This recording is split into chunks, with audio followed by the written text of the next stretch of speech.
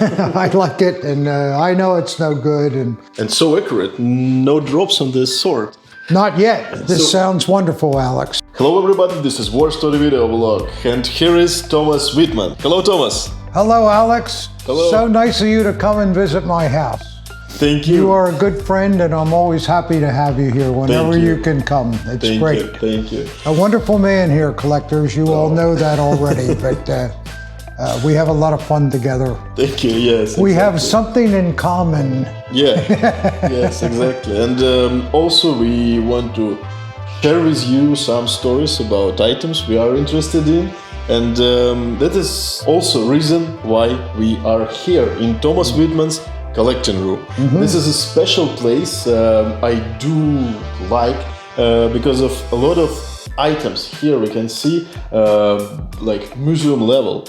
And I really appreciate you share your experience of collecting and displaying, because it's really inspiring. Well, it's wonderful to see these beautiful things all displayed properly in beautiful cases and lit with nice lights, and you can really appreciate it so much better. Yeah. And there's nothing.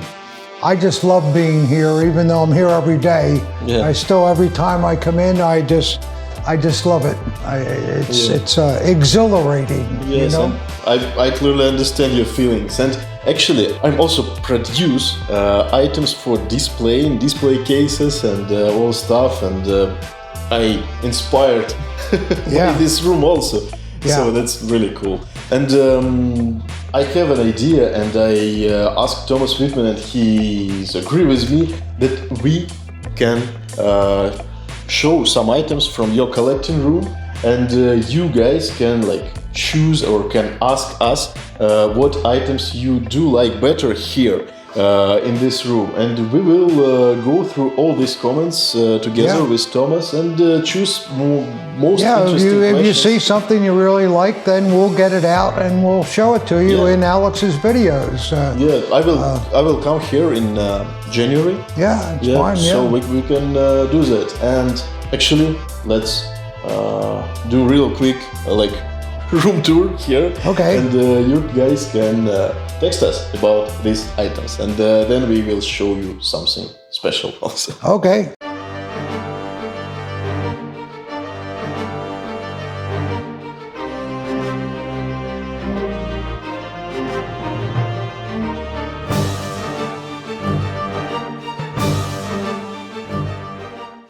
I'm going to take you through my room, and I'll just give you some brief glimpses of some of the daggers and swords and other memorabilia that I've spent my life collecting. I'm very proud of everything I have, and I hope you'll enjoy it too. And I'm happy to share it with you, because sometimes it's really hard to see some of these rare and nice condition weapons. If you go to a show, you know, it's everything's on a table. There's some terrible stuff, and every once in a while you run into some wonderful things. But what's nice about this is that we have a room where all nice things are displayed, and I hope you'll enjoy it. And we'll start here. I have a beautiful case that I like hunting things very much. And in this case, there is a hand-carved boar.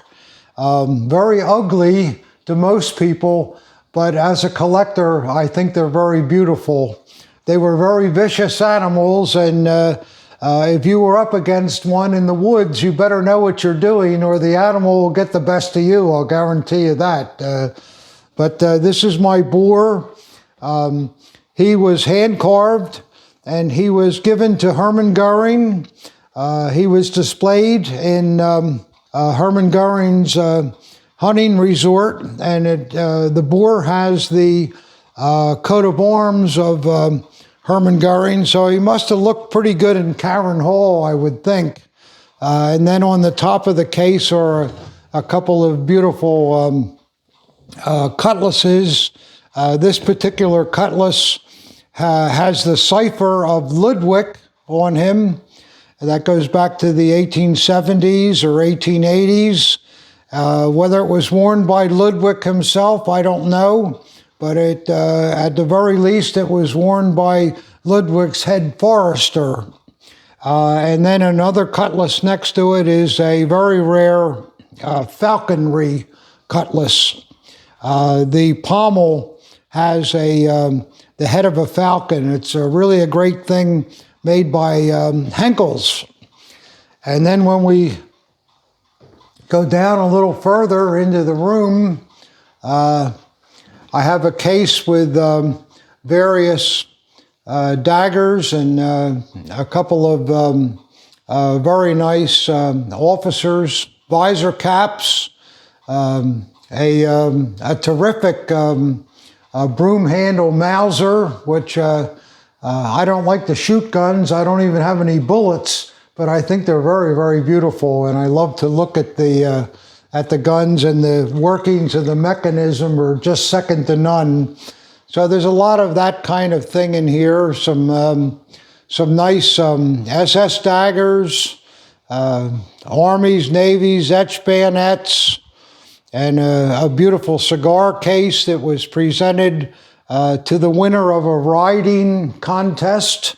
Has the SS runes on the box in enamel.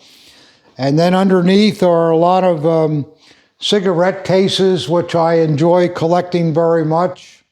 Many of them have dedications on them, and you can look these people up, and it really makes it fun. It's not just a thing once you discover who it was given to and what that person did and what the purpose of the cigarette case award was. It makes it a lot of fun. And in the next case, I love imperial things too, and I have a number of very fine imperial pickelhaube, as well as a government official and a diplomatic dagger. You got to have those if you're really serious about collecting, and they're getting expensive, I'll tell you that, guys. And some more SS's, my Himmler dagger, and I have an SA full roam here made by Eichhorn, and I think it's the best one that I've ever seen. I'm not saying it's the best one in the world, but it's really, really nice. And other assorted items here. There's an honor bayonet and a sword I have from Anhalt, which is kind of a small province in Germany and kind of rare, and I just like the looks of it.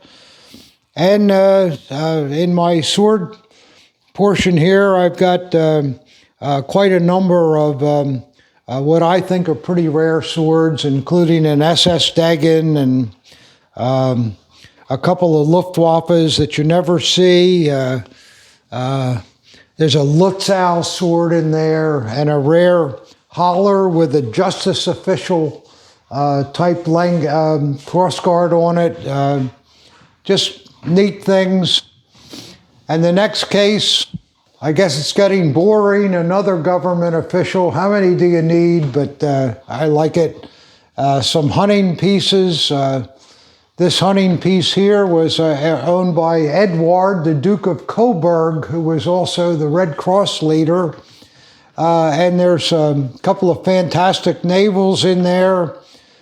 Chained SS, or chained NSKK, excuse me. A standard one and a marine piece, and then some neat naval daggers below. And the case on the bottom has a lot of my Goering things. Those boots that you see there were Hermann Goering's Reich Marshal boots. They were made for him. His name is inside of them, and I bought them many, many years ago, where an entire Goering uniform was sold, and they pieced out the different materials. Don't ask me why they did that, but I was lucky enough to get Herman's boots. And I have some other really nice things in there that I enjoy that are all tied to Hermann Goering. And then my fireplace, which I probably should have turned on because it's cool enough tonight, but I didn't think of it. I have a couple of very nice swords here. A cavalry Damascus sword that is just in mint condition, very, very large weapon. And on the other side is a Kaiser prize sword. Once a year, the regiments had contests for shooting and riding, and they were attended by the royal family. And the winner of those events was personally given a sword in Damascus with his name and the event on it. And you can imagine the pride that somebody would take to have won something like that. And this Kaiser prize is in flat out mint condition. I think the winner was so happy and proud of it that he was afraid to wear it. That's why it's in that condition. But that's good for us collectors, because it's nice to find something that's still new and is 120 years old. So then in the next area is my naval collection. These naval daggers, they start from the 1840s and they run up all the way to 1940, if you will. And just about every variation that was produced I have there. Many end Damascus blades, and they're just absolutely beautiful. Many of them are named, and some are Pour le Mérite winners, and just some great things. And these boxes contain special daggers, which I won't show you now, but there's some really, really fine things in these boxes. And these are silver pieces that come from the Reich Chancellery, very rare to find. This flag I've kept for a long time. This flag was taken by American GIs, and it's all signed and stated on there. They were the first group over the Remagen Bridge. You collectors know what the Remagen Bridge is, so this is a very, very cherished item here that I really like. I'm not a flag collector, but this one is, I'm not going to open it up, but maybe you can see it does say Remagen there, written by the GI that brought it home. You know, that was a turning event. The Germans were going to blow that bridge up and couldn't get the job done. And because they couldn't get the bridge blown up, the Americans all went across the Rhine River, and that was kind of at the end of the war. And then in this case, there are a lot of standard daggers per se, but they're all in mint condition. I try to upgrade over the years. If I find a piece that's better than the one I have, I might add another one to it. And with many of these daggers, I've upgraded several times until I finally get what I want. You know how we are, we're always looking for the best. So there's some great things in there. And then I'll take you around. I love clocks. My clocks, these are naval clocks, and they all work. This one is from the Imperial time, and this one is from the Third Reich. But they keep perfect time, just like they should. They were made in Germany. They still run, and I love them very much. These items on the wall here, they don't look like much, I know, but these are draperies and different pieces that were taken from the Reich Chancellery, and all veteran purchased by me, so I know that's where they came from. So I think they're kind of interesting. And then I have a couple of SA honor daggers here.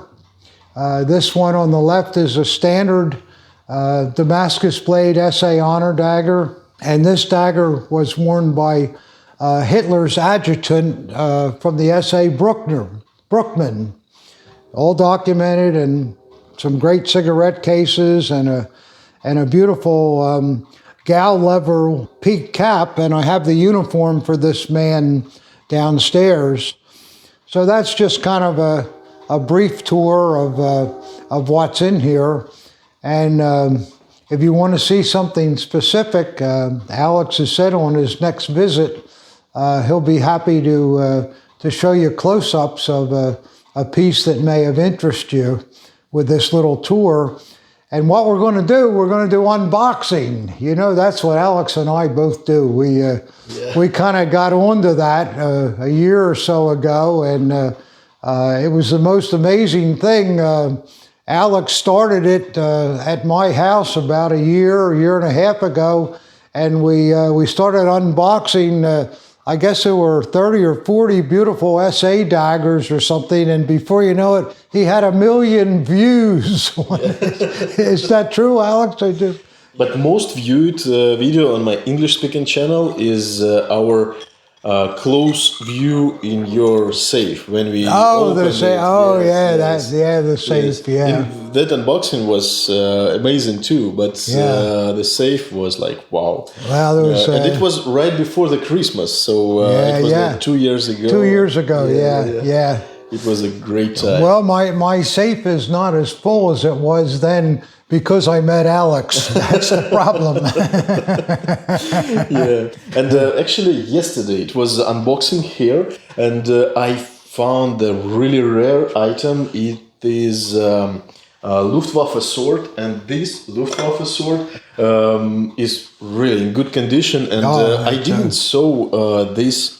see this maker mark on Luftwaffe sword for a while, so it's probably first time I have opportunity to buy it. So I just jump in the car and came here immediately after I see it. So probably 5 hours ago, this unboxing has been published. You know, it's funny. You never know what's going to be in some of the boxes that come here. Yeah.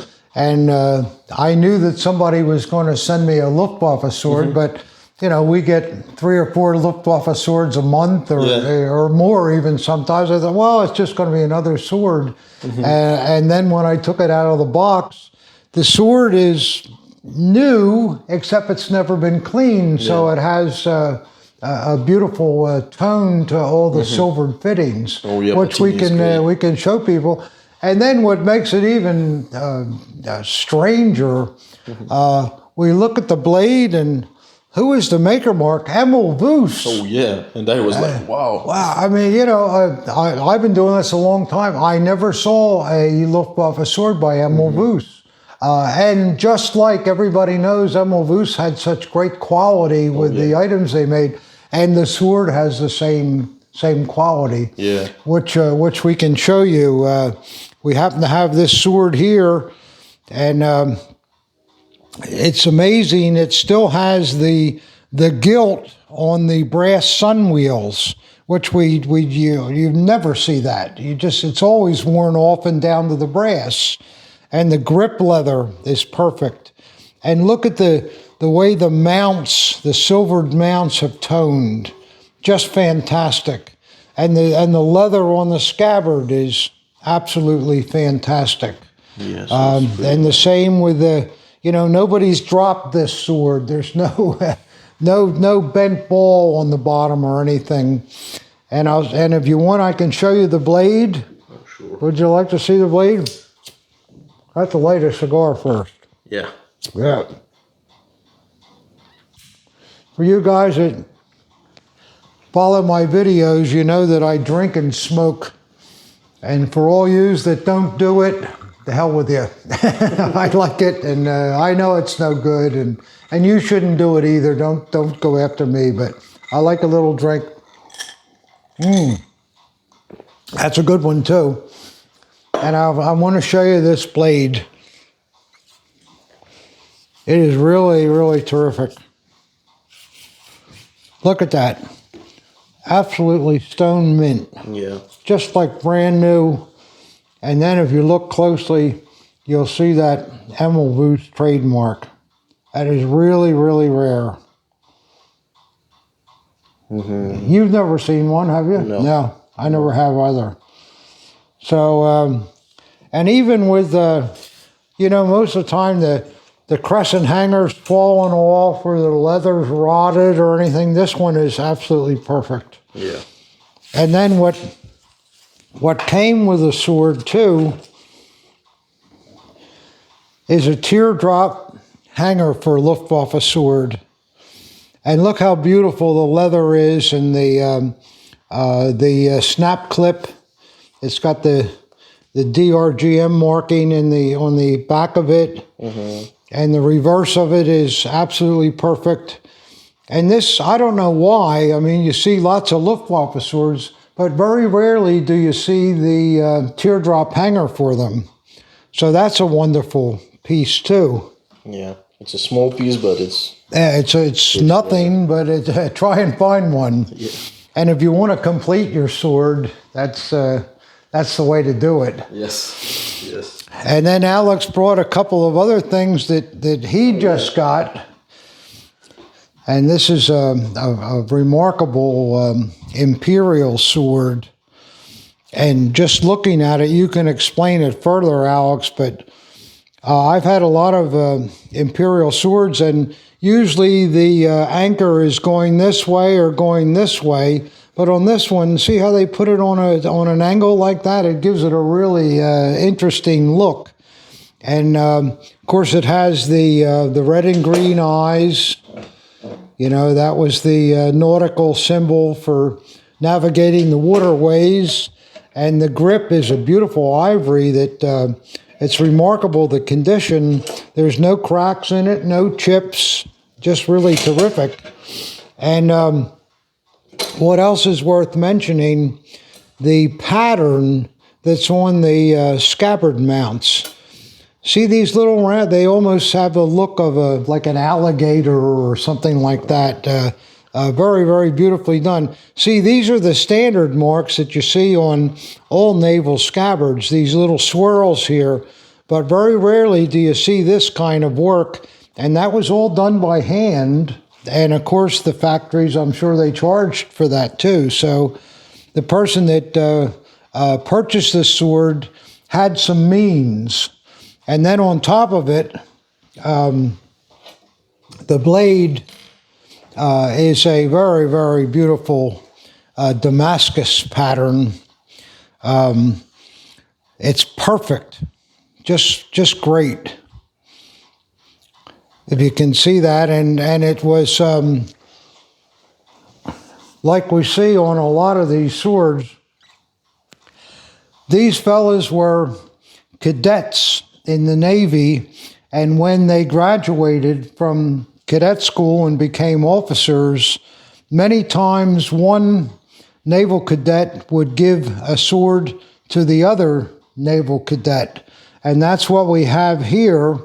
You can see the name of the person, Dirsch, something like that, and SL, which means sign and Leben, in admiration of. And then he gave it to A. Neubert, and the date was 1913. So this was a very nice gift, and something that once these people retired from the Navy, they could put this up in their office and brag about it the rest of their life, I guess. I don't know, but it's a very nice thing. So that's a terrific naval sword. Did you want to say something about it too, Alex? I mean, I just kind of... When I found it, I was like, wow, because it was stone mint, and I didn't believe my eyes. Yes. No, you just don't see things that nice. Yes. So, but when I realized that everything is perfect with hair finishing on the top of lion head, you can see that it's fully original item. It's like, wow, that's cool. Well, you wonder where it was stored all these years. This sword is, 110 years old? And just look at the condition of it. And somebody really took great care with it. So next year it will be like anniversary of it. That's right, that's right. That's right, It's really cool. Second one item I want to show you. This is Hussar sword, and what I do like that it's really huge one. Not The often we can blade see- the blade is so wide. Yeah. Plus the curve of it is dramatic, you know. On the obverse here, there's beautiful work with the military scenes. See all the swords together and so forth, and floral designs, and it. I guess it probably says Damascus style, yeah, Damascus style, and Eisenhower for you guys. This was not the president. Eisenhower meant that it was the best of steel. But the other side is really, really impressive. We have to turn it around here so that you can see it right. You can see that it has a two-line dedication, all in these ribbons and gilded. And let's see, it's Andrea in our something celebrating our friendship and remembrance of 1991 and 92. And the giver's name, I can't really, Durkerhoff, I think it is. And it gives the Hussar Regiment number 13. But look at the beautiful damask pattern. It has like small roses, I think we would call that. Yeah. And it's just really a beautiful sword and New word for me because I know the quill back. Look at the quill back on that sword. A quill back was Russian, it's something that cavalry swords, a lot of them have that quill back. That was a traditional thing. I shouldn't be touching this blade though. I'll wipe it off after it. You know, I get emails from people, why aren't you wearing gloves? Well, I don't know. Sometimes gloves can damage items. Yeah. If there is a wire on. Yeah. So that's a few things that Alex and I just received, and now we're going to unbox something that Alex got, and we're very anxious to take a look at it. I found this item in England, so this parcel just came. It just arrived. Yes, just arrived. So let's open it. I think that's a good idea. Yeah, let's do it. Also have to make a drink, I'm sorry. There's only so long Wittmann can go at night without a drink. There we go, a little booze there.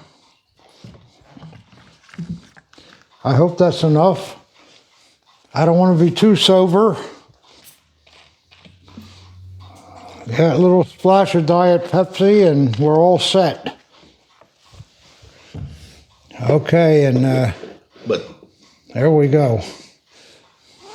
And so accurate, no drops on this sword. Not yet. But this is only my third. On my fourth one, there'll be drops. Prost to all you. Sorry to be drinking if you don't have a drink. I have one. Prost. There we go. Prost, yeah. Okay, we're going to get to the unboxing. There really is no best way. You just have to cut the cardboard as best as possible and hope sometimes you can get the item out without having to cut the whole thing, but we shall see. Let's see if we're going to get lucky here, Alex. We might be. I think it's possible we can take this piece out of here. Yeah. Oh, it's very heavy though. I can't lift it. Oh. Is that caught there or?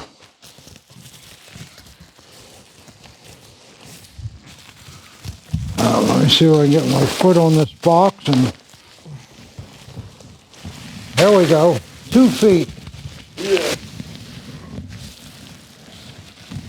All right. We're getting there, guys. We're getting there. They got some good bubble wrap here.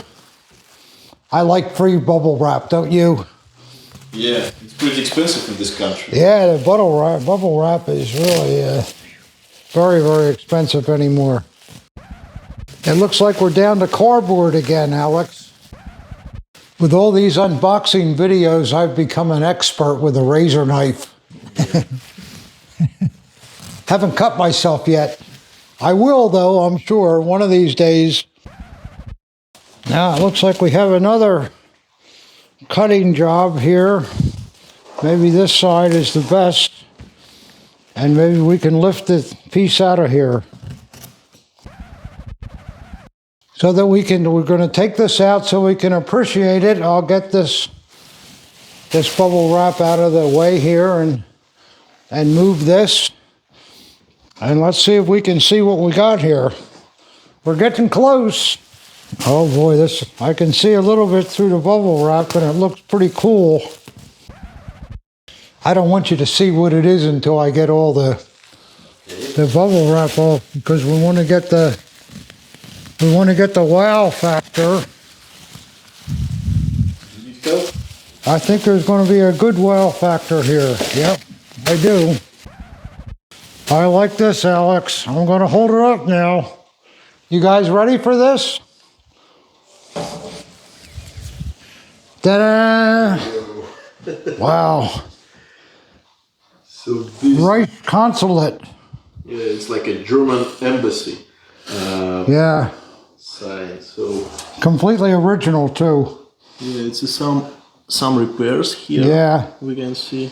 I think it's also it's hard to see, but it's all outward, you know. Really a beautiful thing. Yeah. We can see here some period damages, and somebody tried to like fix it, but anyway, it doesn't have to be fixed. Yes, it's exactly. great the way it is.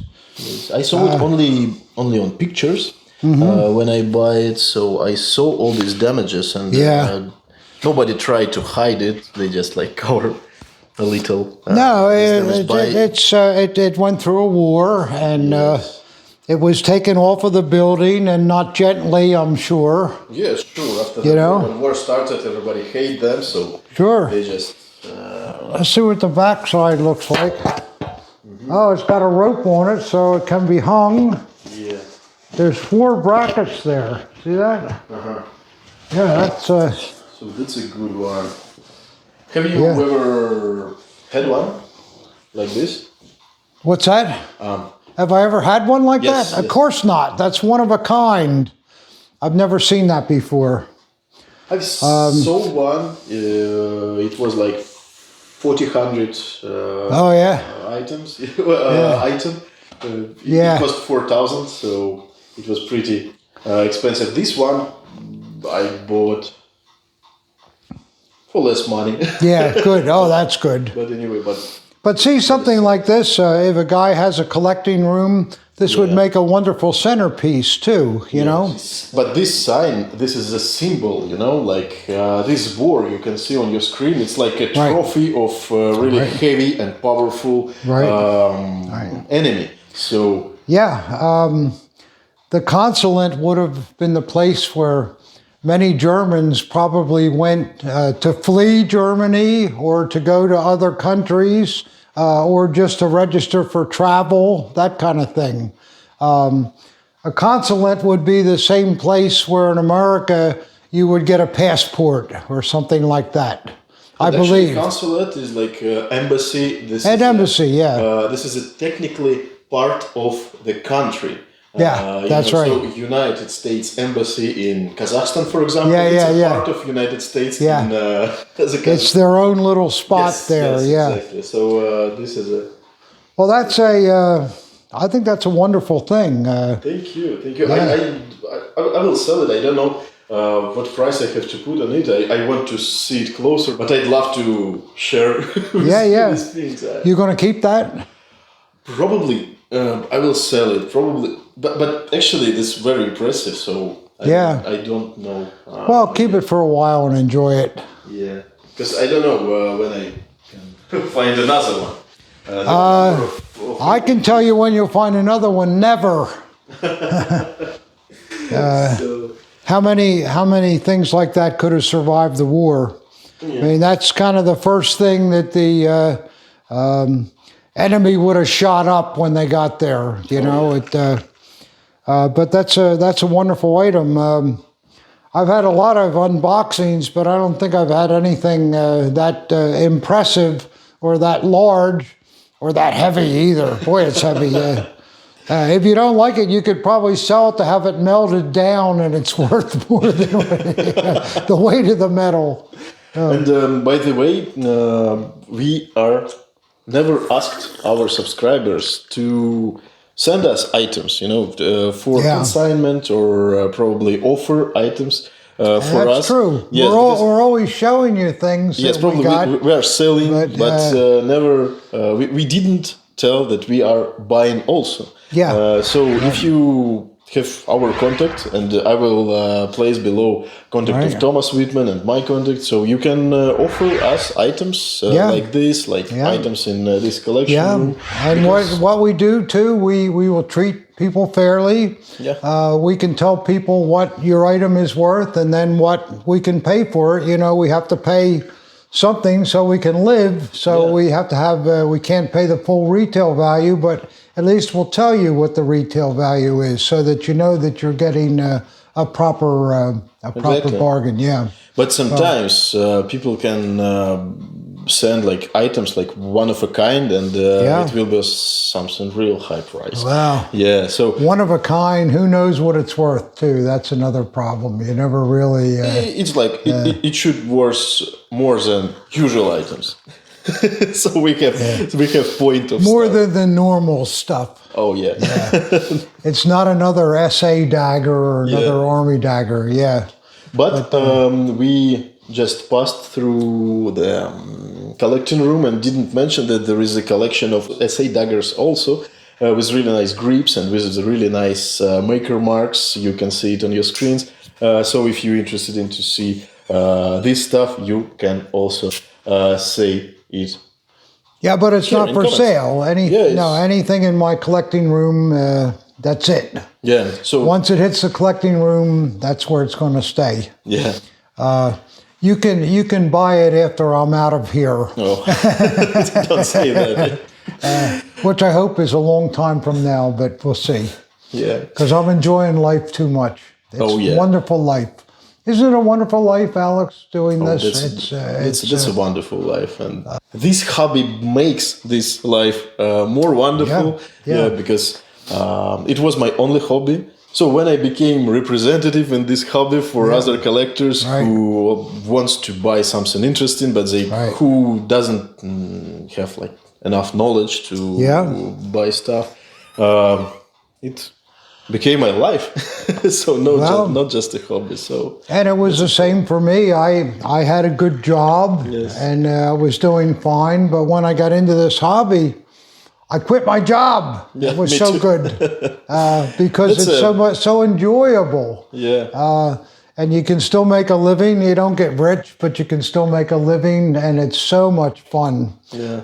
Especially if you love these artifacts. And, and whole for you, historical background. That's it. And for you collectors too, I want to say that there's so many of you that are just the nicest people and fun to deal with, and many of you people are dear friends. And It's true for me too. and where else in business do you have something like that? It's That's really great. That's great. And it doesn't matter whether you're a doctor or a lawyer or whether you're a trash man. It doesn't matter. If you enjoy the collecting and understand what it's all about, everybody can be friends in this hobby, no matter what your status is in life. Yeah, and that's true. another good part about it.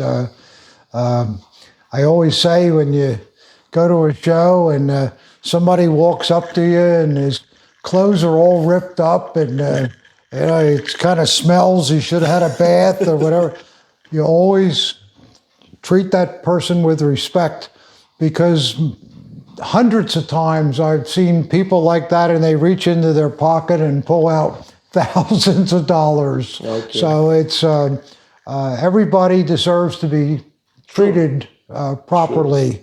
And I've tried to always do that all my life. And if I have something that I think is good, it's a pleasure to sell it to you because I know you'll think it's good too. We don't, Alex and I, we've been doing this for quite a while, and we have a pretty good knowledge of what's original and what isn't. And we both, we guarantee everything we sell. And like Alex said too, we don't mention much that we want to buy things too, but we do. So, so you can contact us, and we'll be happy. Send us some email pictures or whatever, and we'll be happy to get back to you. And that's what keeps things going around. You know, I get a lot of emails every week. Somebody will write, "Oh, my father died 2 years ago, and we found this trunk, and it's got 4 Nazi helmets in it. What the hell are we going to do with this?" I mean, and I'll say, "Oh, there is a God." And I also enjoy to film these moments and to film collections and to film guys who deal with these items, who offer it, who just receive it from parents or from grandfathers. And I also enjoy to share these stories with you guys. And thank you, my audience. Thank you, your audience. Also. And what we like too, Alex and I both like, if you have photographs, original photographs from your grandfather in his uniform, whatever, and he's got something that he liberated, as we call it. We love those kind of photographs too. Oh yeah, you can see it on your screen. Like if you know what it is, it makes it real. You just go, wow, look at that. You know, this really happened. And it's helped us to explain people that it's not just a Nazi stuff. It's just don't just Japanese stuff. It's a war souvenirs that veterans start to collect. That's right. So we have interest in anything, everything. Even some of the United States stuff is interesting too. Some of these flyers uniforms or tankers uniforms and things like that are very interesting too. So, especially the flyers uniforms and jackets is very impressive. There's something they call an A2 jacket. That's a leather jacket that a lot of flyers wore, and a lot of them had crazy girls painted on the back and bombs that were dropped in all the missions they went and those kind of things are really, really interesting. And you know, who knows, some of you guys may have one of those jackets hanging in a closet that your wife hates. I know how that is. And you can make her happy and buy her a nice Christmas present with the value of the A2 jacket. But anyhow. Exactly. And we filmed this video right before the Christmas holidays, and so it's a good time. Yes, and we want to wish you guys great holidays. We wish you Merry Christmas and Happy New Year. Thank you, our audience, for watching us during this year. Yes, and thank you for your videos, for your unpackings, and thank you for looking me up, Alex. You're a good buddy, and we've kind of pioneered this video stuff together, you and I, and it's been wonderful because it gives us the ability to share all this all around the world. I mean, it's Australians, New Zealanders. I even had a call from a guy from Mongolia a couple of weeks ago that saw one of my videos. But of course, in Russia, all of Europe, and England, and France, and Belgium, and even in South America, there's a market. Not big, but there is a market in South America. So this is not something that you're collecting that's just in your neighborhood. It's all over the world. And there's, I think, I don't know how many collectors there are, but I would estimate that there's at least 100,000 people that have an interest in collecting World War II memorabilia, maybe even more. I don't know. Actually, if we just sum our audience, it will be more than 100,000, because on my Russian-speaking channel just turned to 80,000. Yeah.